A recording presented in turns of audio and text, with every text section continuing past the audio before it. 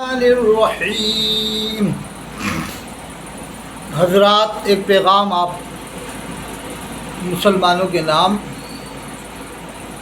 اللہ نے قرآن میں فرمایا وَاعْتَصِمُوا بِحَبْلِ اللَّهِ جَمِيعًا وَلَا تَفَرَّقُوا، سب مل کر اللہ کی رسی کو مضبوط تھام لو اور آپس میں تفرقہ مت کرو۔ قرآن میں اللہ نے فرمایا انما المؤمنون اخوہ، مومن مومن کا بھائی ہے۔ یہ اللہ نے فرمایا ہے، مومن مومن کا بھائی ہے، یعنی جو ایمان لے آئے، کلمہ پڑھ لے، نماز کو مانے، روزے کو مانے، زکوٰۃ کو مانے، حج کو مانے، اللہ کے رسول صلی اللہ علیہ وسلم کو آخری نبی مانتا ہے، اہل بیت اطہار کو مانتا ہے، صحابہ کرام رضوان اللہ علیہم اجمعین کو مانتا ہے، اولیاء کاملین کو مانتا ہے، تو وہ مومن ہے۔ قرآن میں اللہ نے فرمایا انما المؤمنون اخوہ، مومن مومن کا بھائی ہے۔ فاصلحوا بین اخویکم، اللہ فرماتا ہے اپنے بھائیوں کے درمیان اصلاح کرو۔ واتقوا اللہ، اور اللہ سے ڈرو، لعلکم ترحمون، کہ اللہ تم پر رحم فرمائے۔ آج مسلم قوم پریشان ہے کہ ہم دیوبندی بنے یا بریلوی بنے، بہت سے کشمکش میں ڈاؤٹ میں ہیں کہ ہم اہل حدیث بنے، ہم کیا بنے؟ بہت سے لوگ کشمکش میں، بڑی تعداد میں۔ میں کہہ رہا ہوں کہ نہ ابتاری بنو، نہ شاکری، نہ دیوبندی، نہ بریلوی، نہ اہل حدیث، نہ مودودی۔ اللہ نے قرآن میں فرمایا ہے وَلَا تَمُوتُنَّ إِلَّا وَأَنْتُمْ مُسْلِمُونَ، نہ مرو تم مگر مسلمان ہو کر۔ یہ اللہ نے قرآن میں فرمایا ہے۔ آپ قرآن تو پڑھو۔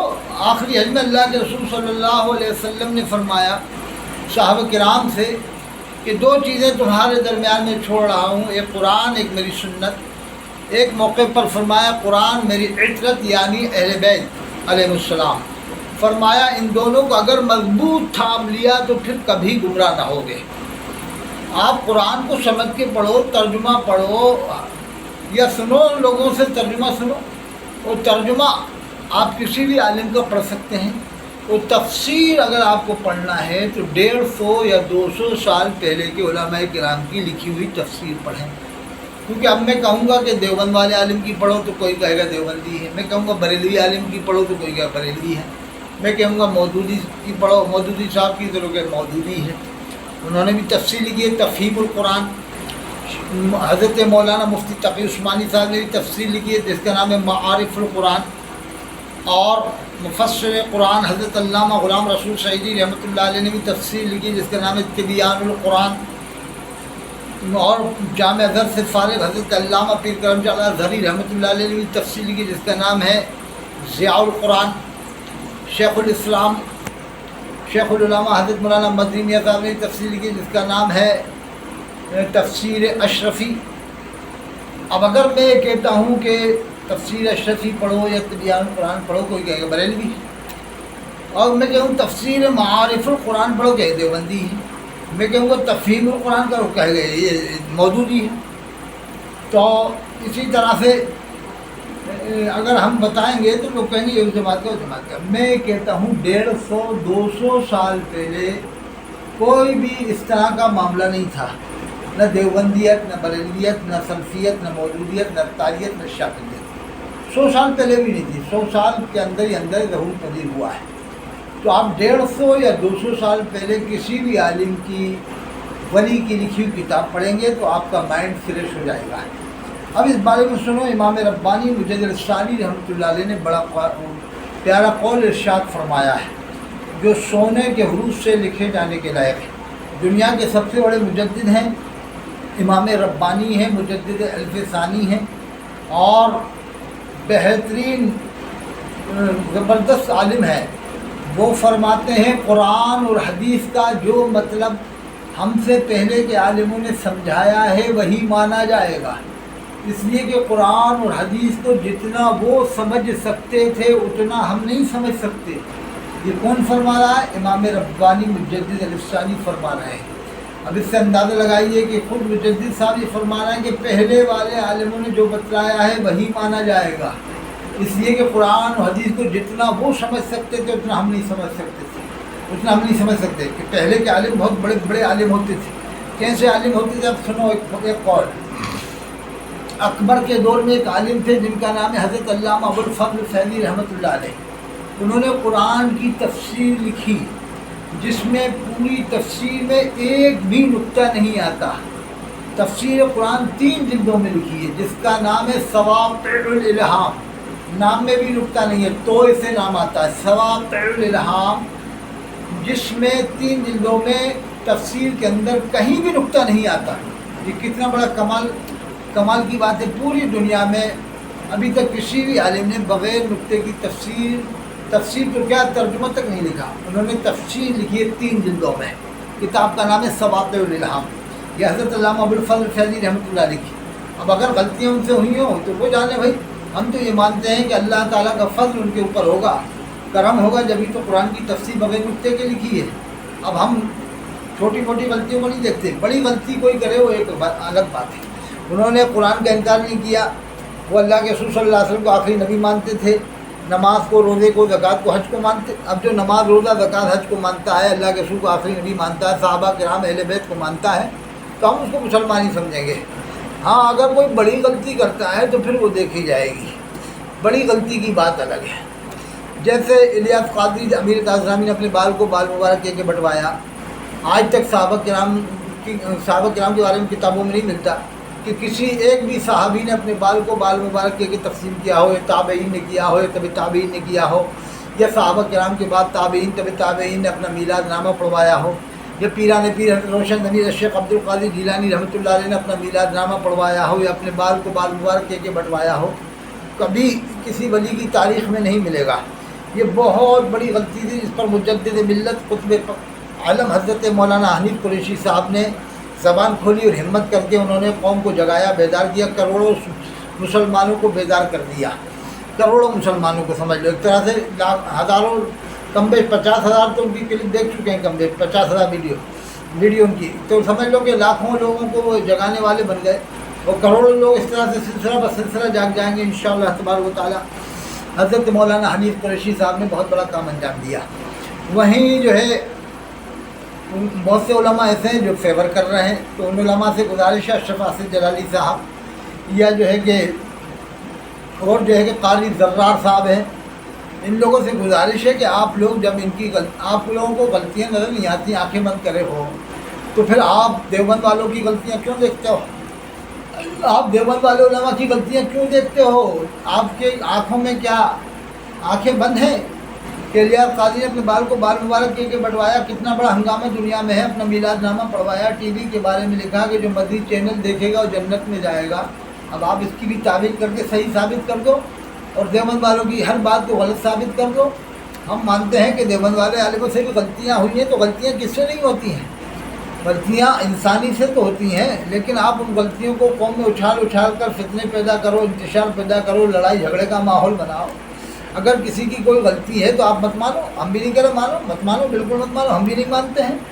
ہم بھی تھانوی صاحب کی ہر بات نہیں مانتے، نانوتوی صاحب کی ہر بات کو نہیں مانتے، فاضل بریلوی کی ہر بات کو نہیں مانتے. ہر بات تو اللہ اس کے رسول کی ہی مانی جاتی ہے، اور ہر بات اللہ اس کے رسول کی ہی مانی جائے گی. اللہ کے رسول نے فرمایا ہے، قرآن اور حدیث، فرمایا کہ اگر فرمایا صاحب کرام دے قرآن اور میری سنت، اگر ان دونوں کو مضبوط تھام لیے تو پھر کبھی گمراہ نہ ہوگے. ایک موقع فرمایا قرآن میری عطرت یعنی اہل بیت، فرمایا ان دونوں کو اگر مضبوط تھام لیے تو پھر کبھی گمراہ نہ ہوگے. تو نبیوں کے بعد سب سے بڑا درجہ بعد الانبیاء بالتحقیق حضرت ابوبکر صدیق، پھر حضرت عمر، پھر حضرت عثمان، پھر حضرت علی کرم اللہ کریم علیہ السلام. اور اہل بیت کا ذکر قرآن میں موجود ہے. اہل بیت کے بارے میں اللہ نے فرمایا ہے، انما یرید اللہ لیذھب عنکم الرجس اہل البیت ویطہرکم تطہیرا. بے شک اللہ تو یہی چاہتا ہے اہل بیت کہ تم سے ناپاکی کو دور ہی رکھے اور تمہیں پاک و صاف ہی رکھے. یہ تھانوی صاحب کا ترجمہ ہے. حضرت فاضل بریلوی کا ترجمہ ہے کہ اہل بیت اللہ کو یہی چاہتا ہے تم سے ہر آلودگی کو دور کر دے اور تمہیں پاک و صاف کر کے خوب ستھرا کر دے. اور تھانوی صاحب نے اہل بیت میں ناپاکی نہیں مانتے، وہ ترجمہ کرتے ہیں تم سے ناپاکی کو دور ہی رکھے اور تمہیں پاک و صاف ہی رکھے. دونوں کا ترجمہ دیکھ لیں آپ 22 پارے کی دوسرے نمبر کی آیت. اب یا ایھا نبی اذا طلقتم النساء سورہ طلاق کی پہلی آیت کا ترجمہ دیکھیں تھانوی صاحب کا، حضرت فاضل بریلوی کا، دونوں کا ترجمہ میں بتا رہا ہوں۔ ایک ترجمہ کرتے ہیں فاضل بریلوی صاحب کہ اے نبی جب تم لوگ عورتوں کو طلاق دو، یا ایھا النبی اذا طلقتم النساء، اے نبی جب تم لوگ عورتوں کو طلاق دو، اس آیت کا ترجمہ یہ کیا ہے۔ اور حضرت تھانوی صاحب نے ترجمہ کیا ہے کہ اے پیغمبر آپ اعلان فرمائیے، انہوں نے ترجمہ اس طرح کیا کہ اے پیغمبر آپ اعلان فرمائیے، یعنی حکم طلاق سے سید الانبیاء محمد رسول اللہ صلی اللہ علیہ وسلم کو الگ کر دیا ہے اس حکم سے۔ یا ایھا النبی اذا طلقتم النساء، اے پیغمبر آپ اعلان فرمائیے کہ جب تم لوگ اپنی عورتوں کو طلاق دو، انہوں نے اس طرح سے ترجمہ کیا ہے۔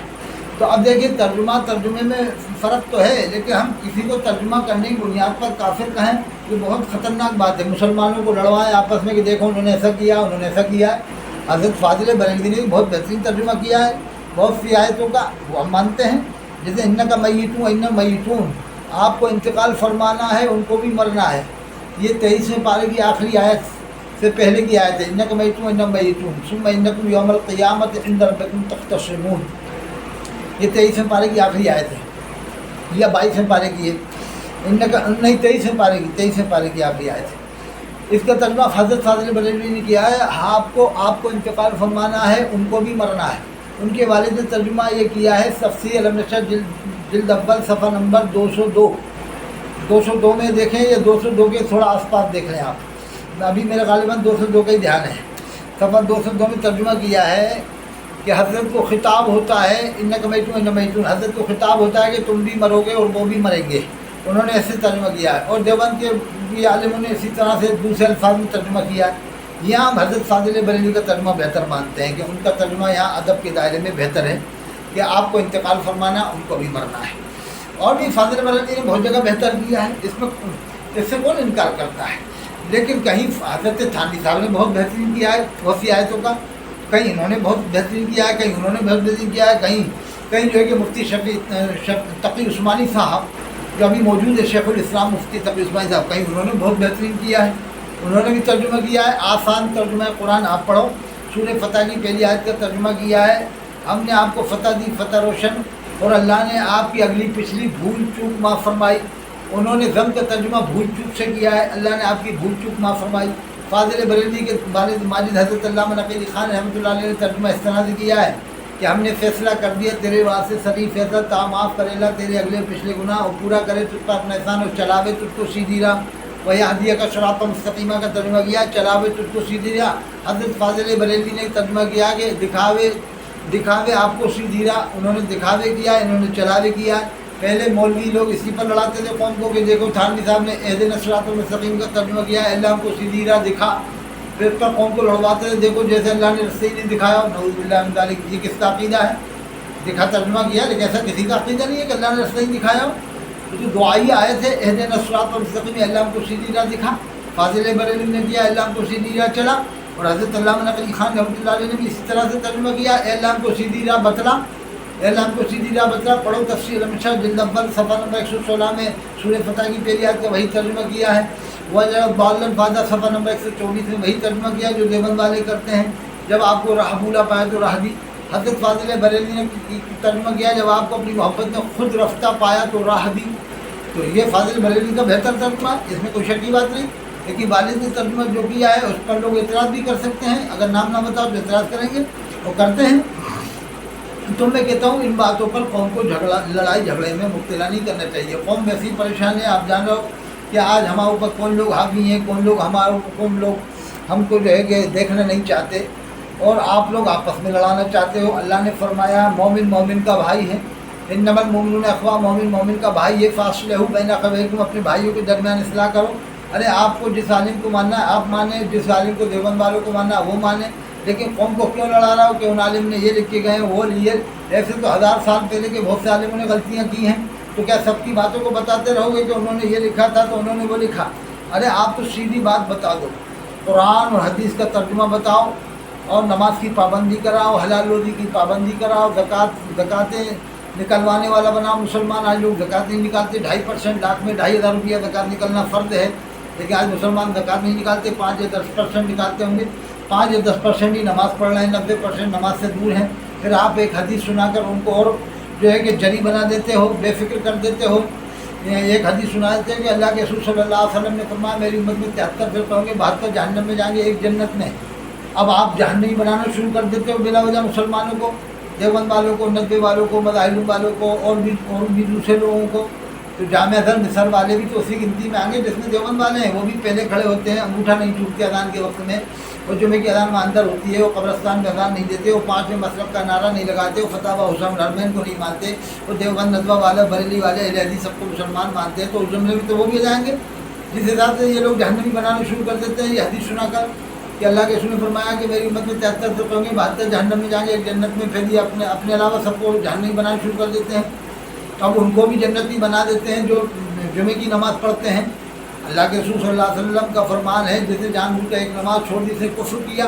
मन तरक अस्सलाता मुतअम्मिदन फ़क़द कफ़र, जिसने जानबूझ कर एक नमाज़ छोड़ दी बेशक उसने कुफ्र किया। अब जो रात दिन 5 टाइम की नमाज़ छोड़ा है वो क्या हुआ, ये मतलब बताते हैं उलमा आज के ज़माने के साथ कुफ्र के करीब हो गया। हदीस में लफ्ज़ करीब नहीं है, फ़क़त करीब अल कुफ्र नहीं है, फ़क़त कफ़र है, बेशक उसने कुफ्र किया। अगर इनका बताया हुआ मतलब भी मान लिया जाए, कुफ्र के करीब हो गया तो इसे क्या कम समझ रहा है? कुफ्र के करीब हो गया ऐसे क्या कम समझ रहा है एक नमाज़ छोड़ने में? जो रात दिन 5 टाइम की नमाज़ छोड़ रहा है वो क्या हुआ? सीधे मतलब पूछो। जो ये एक ही हदीस बताता है ज़्यादातर मुसलमानों को कि 73 फिरके होंगे, 72 जहन्नम में जाएंगे। इससे पूछा जाए क्या ये एक ही हदीस है और हदीस है तूने नहीं पढ़ी? बेनमाजियों के बारे में भी तो सुना हदीस पाक है। बेनमाजियों को तू जो है कि जरी बना रहा है, बेफिक्र कर रहा है कि ये समझे कि अब हम जन्नती हैं, हम हमारा शुमार उसी फिरके में जो जन्नती है। नऊज़ुबिल्लाह मिन ज़ालिक। एक और हदीस सुनो, अल्लाह के रसूल सल्लल्लाहु अलैहि वसल्लम फरमाते हैं अल-जफ़ा कुल्लुल जफ़ा वल कुफ्र वल निफ़ाक़ मन समिअ मुनादी अल्लाह युनादी इलस्सलाति फला युजीबुहु। जुल्म पर जुल्म है, कुफ्र है और निफ़ाक़ है जो मुअज़्ज़िन की आवाज़ को सुने, जो नमाज के लिए बुलाता है फिर नमाज़ पढ़ने के लिए हाजिर ना हो। तो अल्लाह के रसूल सल्लल्लाहु अलैहि वसल्लम ने फरमाया जुल्म पर जुल्म है, कुफ्र है और निफ़ाक़ है। तो ये हदीस क्यों नहीं सुनाता है? अल्लाह के रसूल ने फरमाया जुल्म पर जुल्म है, कुफ्र है और निफ़ाक़ है जो मुअज़्ज़िन की आवाज़ सुने, नमाज़ पढ़ने के लिए हाजिर ना हो। है अब ये नमाज के बारे में तो बताता नहीं कि नमाज के बारे में कितनी हदीसें हैं, कि नमाज के बारे में कुरान में कितनी जगह जिक्र है। अल्लाह के रसूल सल्लल्लाहु अलैहि वसल्लम ने नमाज के बारे में फरमाया कि नमाज में मेरी आँखों की ठंडक है, क़ुर्रतु ऐनी फ़िस्सलात के मेरी आँखों की ठंडक नमाज में है। तो वो हदीस नहीं बताता, बस ये एक ही हदीस बताएगा कि 72 फिरके जहन्नम में जाएंगे, 72 जहन्नम में जाएंगे। इसने एक ही हदीस रट रखी है तोते की तरह से, और बेनमाजियों को ये बेफिक्र कर देता है कि बेनमाजी बेफिक्र हो जाए कि हम तो जन्नती हैं। अस्तग़फिरुल्लाह बिल्कुल ज़म्मी हो तो वजह अल्लाह के रसूल फरमाते हैं क़यामत में सबसे पहले नमाज का हिसाब होगा और बेनमाजी के ऊपर कैसे अज़ाब होंगे लिखा हुआ है किताब में। कुरान में अल्लाह ने फरमाया फ़ख़लफ़ मिन बअदिहिम ख़ल्फ़ुन अज़ाउ स्सलात, नाखल्फ़ लोग ऐसे आए नेक लोगों के पीछे जिन्होंने नमाज़ें बर्बाद की, व तबाउ शहवात नफ्सानी ख्वाहिशात में मुब्तला हुए। अल्लाह ने फरमाया फ़सौफ़ यल्क़ौन ग़य्या, उनको वादी ग़य में दाखिल करेंगे। उलमा लिखते हैं जहन्नम इतना ख़तरनाक है, अगर सूर के सुराख के बराबर खोल दिया जाए तो दुनिया के जितने भी जानदार हैं, जानवर हैं, परिंदे चरिंदे सब के सब ख़त्म हो जाएंगे उसकी गर्मी के वजह से। सूर के सुराख के बराबर खोल दिया जाए तो उलमा फरमाते हैं वो जहन्नम इतना ख़तरनाक होने के बावजूद उस वादी ग़य से 1000 बार रोज़, ये किताब में लिखा है, उस वादी ग़य से रोज़ाना 1000 बार पनाह मांगता है, जिस वादी ग़य में अल्लाह ताला बेनमाजियों को दाखिल फरमाएगा। 1000 बार रोज़ाना जहन्नम अल्लाह से पनाह मांगता है, या अल्लाह मुझे उस वादी से बचा लेना जिसमें तू बेनमाजियों को दाखिल फरमाएगा। तो कुरान की आयत है फ़ख़लफ़ मिन बअदिहिम ख़ल्फ़ुन अज़ाउ स्सलात वत्तबअु शहवात फ़सौफ़ यल्क़ौन ग़य्या। अल्लाह फरमाता है जिन्होंने नमाज़ें बर्बाद की, अपनी नफ्सानी ख्वाहिशात में मुब्तला हो गए, हम उनको वादी ग़य में दाखिल करेंगे। तो कुरान में है इल्ला मन ताबा, आए कि तौबा कर ले, वो अमिला सालिहा, तौबा करके फिर नेक काम करे, अपनी क़ज़ा नमाज़ें दोहराए, जितनी क़ज़ा हो गई वो नमाज़ों को दोहराए, अदा करे हिसाब लगा कर। जैसे 50 साल की उम्र से नमाज़ पढ़ना शुरू किया तो 35 साल की नमाज़ें दोहराए। उलमा का इत्तिफ़ाक़ है 15 साल में उम्मन लड़का बालिग़ हो जाता है। बाद उलमा ने 12 साल उम्र लिखी है, बाद उलमा ने 17 साल लिखी है, लेकिन सबका इत्तिफ़ाक़ 15 साल की उम्र के ऊपर है। अब 50 साल में नमाज़ पढ़ना शुरू किया तो उलमा से इमामों से पूछे तरीक़ा कि हम क़ज़ा नमाज कैसे दोहराएं।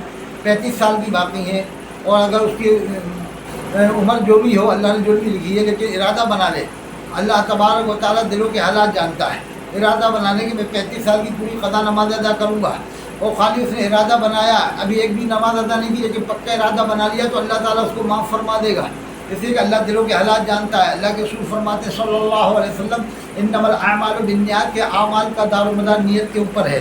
تو اگر 35 سال کی قضا نماز ادا کرنے کا ارادہ کیا تو اس طریقے سے ادا کرے کہ روزانہ ایک ایک دن میں 2 دن کی قضا نماز ادا کرے تو 17.5 سال میں ادا ہو جائیں گی۔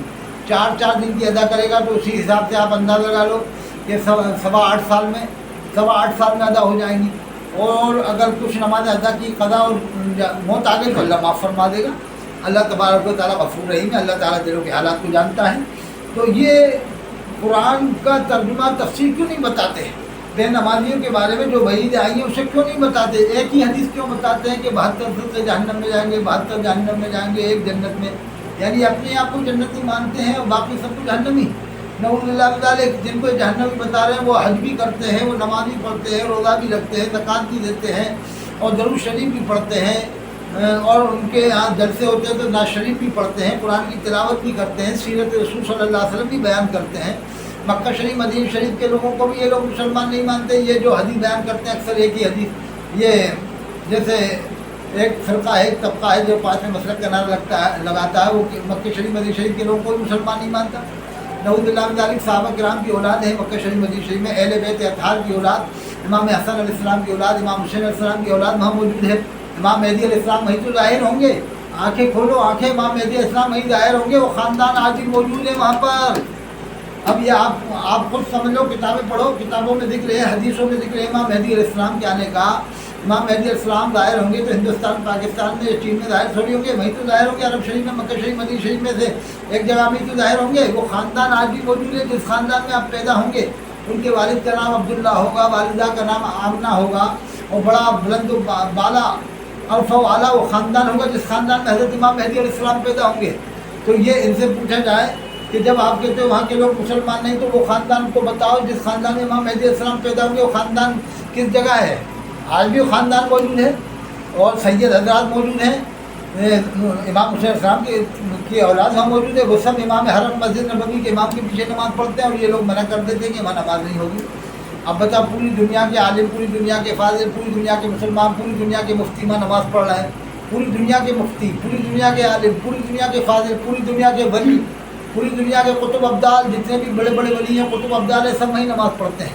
اب آپ کہو کہ نماز نہیں پڑھتے، بتاؤ کون سا ولی ہے جو وہاں نماز نہیں پڑھتا؟ وہ ولی کی پہچان بتاؤ، کون سا ایسا ولی ہوا ہے؟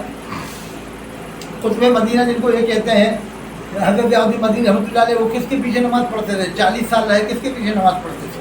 یہ کہتے ہیں نہیں پڑھتے، کیا 40 سال جمعہ نہیں پڑھتے ہوں گے؟ حضرت غیاث الدین مدینی رحمۃ اللہ علیہ، جتنے بھی ولی ہیں اور ابدال ہیں، قطب ہیں، جتنے بھی قلندر ہیں، جتنے بھی مفتی ہیں، سب کے سب امام حرم مسجد نبوی کے امام کے پیچھے نماز پڑھتے ہیں۔ جامع ازہر مصر کے علماء نماز پڑھتے ہیں، یعنی 50 لاکھ آدمی حج کرنے جاتا ہے ہر سال کم بیش۔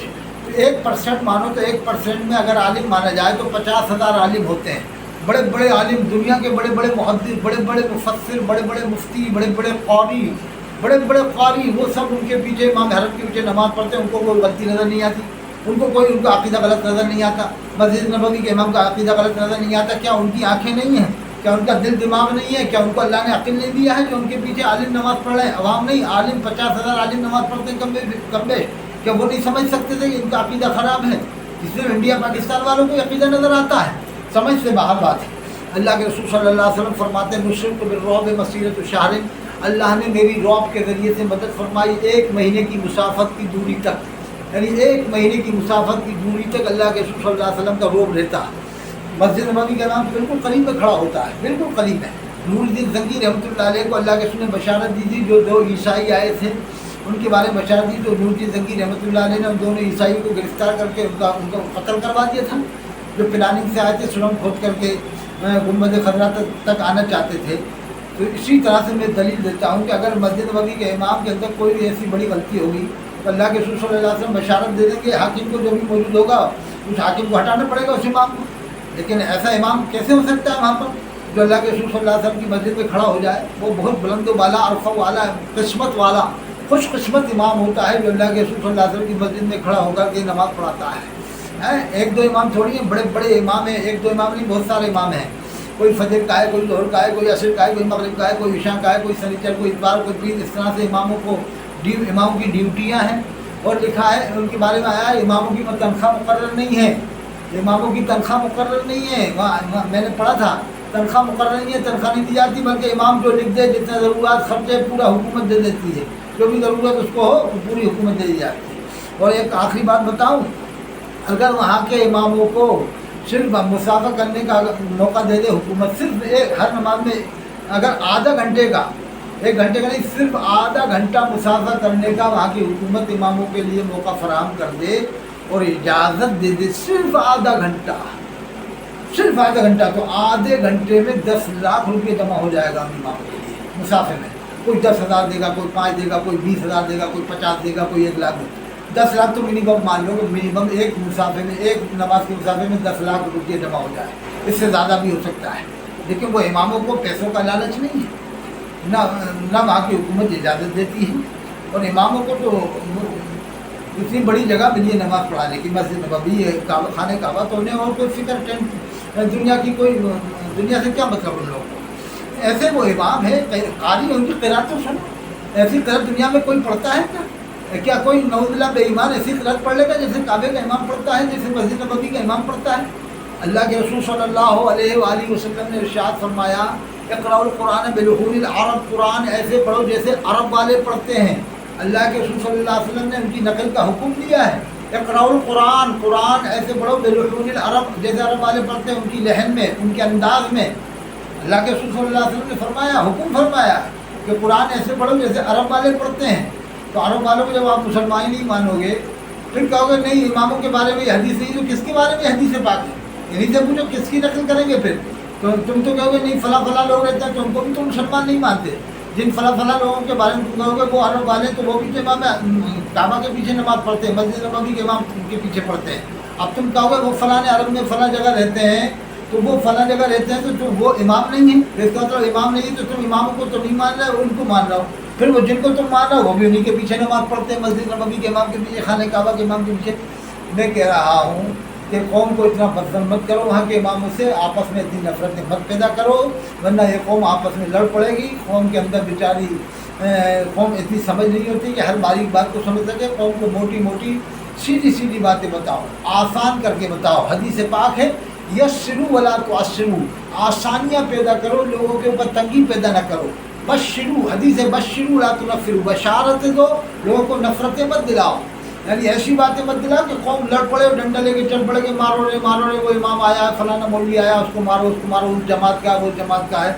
ऐसे तो तुम रस्सी का सांप बात का बतंगड़ बना के कितने लोगों को मरवा दोगे आपस में। अब आखिरी बात बता रहा हूँ, ये लोग बहुत से कहते हैं कि वहाँ मस्जिद नबवी में घोड़े बनते थे, फलाने हुकूमत के ज़माने में घोड़े बनते थे। जब उस ज़माने में मस्जिद नबवी इतनी बड़ी थी नहीं, ये तो अभी तामीर हुई है, अभी इसी हुकूमत में तामीर हुई है। अब जिस ज़माने में वो घोड़े बनते होंगे उस ज़माने में वो हिस्सा मस्जिद से बाहर होगा। अब वो मस्जिद में शामिल हो चुका है, मस्जिद नबवी में। मस्जिद नबवी अल्लाह के रसूल सल्लल्लाहु अलैहि वसल्लम के ज़माने में तामीर हुई है। वो मस्जिद नबवी देखें आप, उसका एरिया देखें, आपको खुद समझ में जाएगा, किताबों में पढ़ें हैं। तो उस ज़माने में 200 या 300 हज़रात नमाज़ पढ़ सकते थे। अब मस्जिद नबवी में कई लाख लोग नमाज़ पढ़ते हैं। अभी कोटा में ही देख लो, विज्ञान नगर की मस्जिद देख लो, छावनी की मस्जिद देख लो, स्टेशन की मस्जिद देख लो, जयपुर में देख लो, और कानपुर में, लखनऊ में देख लो, एक एक मस्जिद 3-3 बार तामीर हुई है, मैंने खुद देखा है। अब जो पहले मस्जिद थी उसके आसपास की जगहों में लोग गाड़ियाँ खड़ी कर देते थे, बैठते थे, उठते थे और अपने दीगर काम भी करते थे। अब वही जगह मस्जिद में शामिल है, वही जगह मस्जिद में शामिल है जिस जगह लोगों के घर भी बने हुए थे। अब उन घरों को जो है कि खाली करवा कर उसको मस्जिद में ले लिया गया। आज उसी जगह लोग नमाज़ पढ़ते हैं। या लोग मोटरसाइकिलें खड़ी करते थे, वहीं लोग नमाज़ पढ़ते हैं। ये मैं आपका जहन खोलने के लिए बातें कर रहा हूँ कि लोग रस्सी का सांप बात का बतंगड़ बनाकर लोगों को आपस में लड़वाते हैं और एक दूसरे को काफिर करार देते हैं। मैं आखिरी बात बता रहा हूँ, जो गुस्ताखे रसूल होगा उसके लिए ज़मीन टाइट हो जाती है, अल्लाह उसका जीना हराम कर देता है। जैसे सलमान रज़ी का जीना हराम हो गया, वसीम रज़वी का जीना हराम हो गया। वसीम रज़वी ने अपना मजहब बदल लिया, फिर भी इसका जीना हराम है। देख लो, ये ज़िंदा मिसाल है। गुस्ताखे रसूल का अल्लाह ताला जीना हराम मुश्किल कर देता है, ज़मीन उसके लिए टाइट हो जाती है। निपुण शर्मा के लिए देखो ज़मीन टाइट हो गई, निपुण शर्मा भी देखो उसे गुस्ताखी की, वसीम रज़वी ने गुस्ताखी की, उसका जीना हराम हो गया। सलमान रज़वी का हिंदुस्तान में आना मुश्किल हो गया, यहाँ कोशिश करने के बावजूद सलमान रज़वी नहीं आ पाया, तस्लीमा नसरीन भी नहीं आने पाई।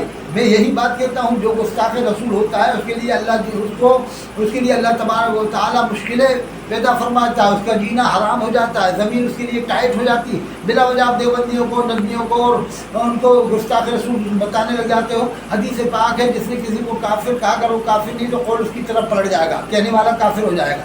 اگر آپ کسی کو گستاخ رسول کہہ رہے ہیں، اگر ثابت نہیں ہو تو پھر کیا ہوگا؟ یہی کوٹا کی آخری بات بتا رہا ہوں میں، کہ جب کملیش تیواری نے گستاخی کی تھی نبی کریم صلی اللہ علیہ وسلم کی شان میں لکھنؤ کے اندر، تو کوٹا میں احتجاج ہوا۔ یہ کوٹا کی بات ہے، نام بھی بتاؤں گا، کوٹا کی بات ہے۔ تو ایک شخص نے کملیش تیواری کی حمایت کی، کوٹا میں عدالت میں جا کے حمایت کی، تو عدالت میں جا کے مارنے والا، عدالت میں گھس کے مارنے والا ایک دیوبندی تھا جس کا نام سمیع اللہ ہے، وہ کوٹا کا ہی رہنے والا ہے، وہ بہادر ملت فخر اہل سنت سمیع اللہ ہے، دیوبند سے تعلق ہوتا ہے، دیوبندی جماعت سے تعلق، لیکن سمیع اللہ نے عدالت میں گھس کے مار دیا۔ عدالت میں گھس کے مارنا آسان بات نہیں ہے، بہت ہمت کی بات ہے۔ یہاں پر 80% اہل سنت والجماعت بریلوی جماعت کے ہیں، لیکن انہوں نے نہیں مارا، سمیع اللہ نے مارا۔ تو آپ ایسے کیسے بلا وجہ مسلمانوں کو گستاخ بتا دیتے ہو؟ دیکھو ہم یہ کہتے ہیں آپ جس جماعت میں رہتے ہو آپ کی مرضی ہے، تبلیغ جماعت میں رہو یا جس جماعت میں رہتے ہو، آپ جسے ماننا چاہو مانو، لیکن قوم کو لڑواؤ مت، آپس میں انتشار پیدا مت کرو۔ اللہ نے فرمایا انما المؤمنون اخوہ، مومن مومن کا بھائی ہے۔ میں تو کہتا ہوں میں اجمیری سنی ہوں، میں اجمیری سنی فخر سے کہتا ہوں۔ کوئی کہتا ہے تم کون سے ہو، کس جماعت سے ہو، بریلوی دیوبندی؟ میں کہتا ہوں میں اجمیری ہوں۔ اجمیر شریف والوں نے اسلام پھیلایا، خواجہ کا مرشد ہندوستان حضرت شیخ محی الدین چشتی اجمیری رحمۃ اللہ علیہ نے اسلام پھیلایا۔ ایک ہی سفر میں 90,000، ایک روایت کے مطابق 90 لاکھ لوگوں کو اسلام میں داخل کیا۔ حضرت کا کتنا بڑا احسان ہے کہ ایک ہی سفر میں 90,000 یا 90 لاکھ لوگ اسلام میں داخل ہوئے۔ پھر آپ نے اور بھی سفر فرمائے، پھر آپ کے خلفاء نے اسلام پھیلایا، آپ کے مریدوں نے اسلام پھیلایا۔ یہ مولوی تو کافر بنانے میں لگ گئے، اولیاء کرام نے تو مسلمان بنایا، اسلام پھیلایا، یہ کافر بنانے لگ گئے آپس میں ایک دوسرے کو۔ ارے آپ جسے مانتے ہو مانو، آپ جس کی جو بات نہیں ماننا چاہتے ہو مت مانو۔ ہم نہیں کہتے کہ آپ تھانوی صاحب کی ہر بات مانو، نادوی صاحب کی ہر بات مانو، یا فاضل بریلوی کی ہر بات مانو۔ جس عالم کی جو بات آپ کو نہیں ماننا مت مانو، لیکن قوم میں انتشار پیدا مت کرو کہ یہ لکھا وہ لکھا۔ ایسے تو پھر حضرت منصور حلاج رحمۃ اللہ علیہ نے ان الحق کہا، ان کے منہ سے ان الحق نکلا، ان پر بھی اس زمانے میں فتویٰ لگا تھا، تذکرۃ الاولیاء میں ہے۔ لیکن آج دیوبندی بریلوی دونوں لوگ ان کو مسلمان مانتے ہیں، ولی مانتے ہیں، بہت بڑا بزرگ مانتے ہیں۔ کیوں مانتے ہیں؟ کہ حدیث قدسی اللہ فرماتا ہے جو بندہ نوافل زیادہ پڑھتا ہے میں اس کی زبان بن جاتا ہوں جس سے وہ بولتا ہے۔ تو وہ ان کے منہ سے اللہ کی آواز نکلی تھی ان الحق، لیکن شریعت کی وجہ سے زمانے کے علماء نے ظاہر پر فتویٰ لگا دیا اور ان کو سولی دی گئی۔ لیکن بعد میں کلیئر ہو گیا، جب ان کی لاش کو دریا دجلہ میں ڈالا گیا تو اس میں سے بھی آواز آ رہی تھی ان الحق ان الحق ان الحق۔ تو دیکھیے ظاہر کا معاملہ تھا، لیکن فتویٰ علماء نے لگایا، لیکن اس کے باوجود دیوبندی بریلوی دونوں بندی مانتے ہیں۔ تو آپ اسی طرح دیوبند والوں کی باتیں دیکھ لو کہ اگر ان کی عقیدہ، ان کی نیت کا ارادہ صحیح ہے، ظاہر غلط نظر آ رہا ہے، تو آپ ایک دم کیوں فتویٰ لگا رہا ہے؟ علماء جب تک فتویٰ نہیں لگاتے جب تک دل کی کیفیت، دل کا حال معلوم نہ ہو جائے۔ بعض بار زبان سے جملہ غلط نکلتا ہے لیکن دل کی حالت صحیح ہوتی ہے۔ دل مسلمان ہوتا ہے، زبان بھلے کافر ہو جائے لیکن دل مومن ہوتا ہے۔ جیسے مثال دیتا ہوں میں آپ کو کہ محمد رفیع نے گانا گایا خدا بھی آسمان سے جب زمین پر دیکھتا ہوگا میرے محبوب کو کس نے بنایا سوچتا ہوگا۔ اس میں 5 کفر ایک ساتھ ہے۔ خدا بھی جب، خدا تو ہر وقت دیکھتا ہے آسمان سے، اللہ تو ہر دیکھتا ہے، اینما تولوا فثم وجہ اللہ، اللہ تو ساری کائنات کو دیکھتا ہے۔ قرآن میں اللہ نے فرمایا اللہ نور السماوات والارض۔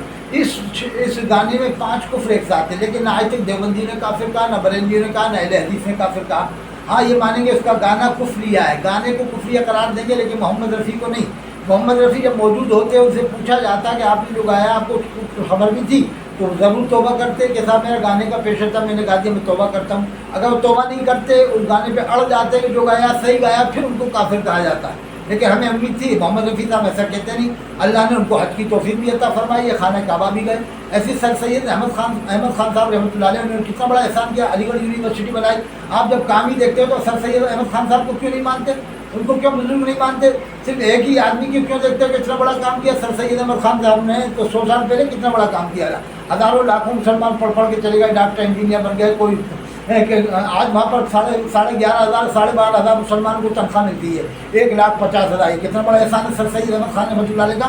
غلطیاں ہم مانتے ہیں، ان سے بھی غلطیاں ہوئی ہیں۔ انہوں نے فرشتوں کا انکار کیا تھا یا فرشتوں کے بارے میں کچھ بولا تھا، لیکن انہوں نے قرآن کا انکار نہیں کیا، نماز کا نہیں کیا، روزے کا نہیں کیا، زکوٰۃ کا انکار نہیں کیا، حج کا انکار نہیں کیا۔